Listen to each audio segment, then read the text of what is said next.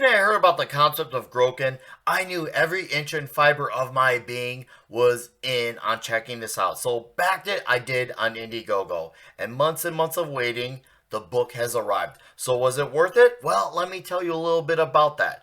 Let's talk about Groken, folks. Written, drawn, colored, lettered, and edited by Mr. Kenneth Rocafort. It was. The story takes place in a dystopian type of world where mythology is like a thing of the past, void of relevance, and science has become madly corrupted and taken its place. Sound familiar, anyone? The story thus far looks to be like a fall of the empire type of trope, and while the concept isn't anything new, its execution so far is what makes up for it. We see who are the evil ones are in charge, a man stuck in a prison cell carrying possibly his last days, and you have a land filled with people in that dystopia who are not the bravest and even teeter on selfishness and obedience. And then we have our hero. In order for regimes to fall, you need to have a rebellion, and a rebellion has to start somewhere, and that rebellion starts with the man that is Groken. And then all the characters had their own voices, their own personalities, so it's easy to identify who is who within a page or two. I wish I could get to know some of the characters more, like the backgrounds and what led to where we are now in this situation, but I do feel this will be elaborated on in later stories. But at least we know who are the key players and what the roles are in this tale. And then there's the dialogue, which is actually really fucking good. It reads like it's telling you something heavy is at stake, and then there's even clever moments of humor thrown in for good measure, and one-liners that wouldn't even have been out of place in an old-school Arnold flick. It isn't like a latter-day MCU where it's just placed there every other second, slapstick style.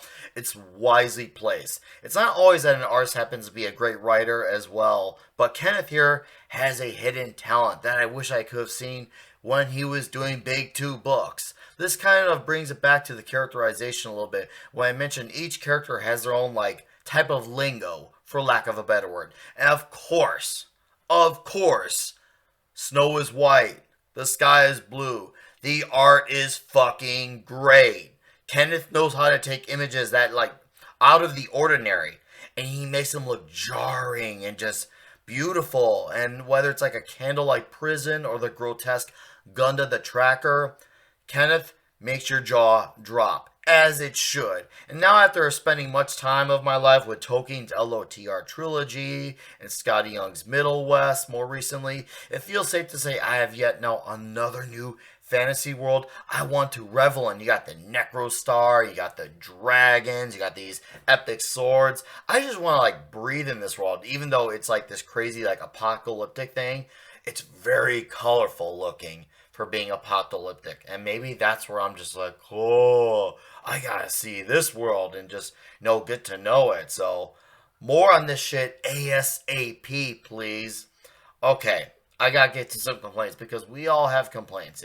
If we don't, we're all kind of not being honest with ourselves most of the times. Not everything has to be The Godfather 2, but just because you have critiques doesn't make something bad. It just means you have critiques because you want to see someone succeed and to improve their craft. And one of my minor complaints, which was brought up earlier, is I do wish we could have some background on some of these characters, because I would like to see what makes these characters tick, what makes them who they are, what they are, and why. The motivations per se. That's just one of them. But, hopefully in due time, that ship will be righted, and we'll get a whole added layer of depth for these characters. And, of course, my other complaint, which is, I'll admit, is a bit of a nitpick. The story feels very short. And it's really odd, because Kenneth has a great way with dialogue, and hopefully this comic was just him kind of testing the waters and seeing what he could do with words, because this is the type of comic I would like to have a coffee and sit down with for a long while. Maybe not chapter book style, but I'm here for at least an hour and a half. So I think the solution to that would be more dialogue. He's got the right amount of pages, so the space is easily there and then some. Let's just see how it applies going forward. Lastly, at face value, this story shows a lot of promise and is a great appetizer to leave you wanting more, as it rightfully fucking should. Now, should an opportunity come where you can buy this book, do it. Groken 2 campaign is coming. And I'm not deeply CG versed, but I can tell you this is one of the stories that I will be paying attention to. So I'm going to give this sucker an 8.1 out of 10. And that's the review. Why don't you let me know what you thought about this book if you read it? If not, go fucking check it out and go support Kenneth Rocafort and Groken. You all have an excellent rest of your day.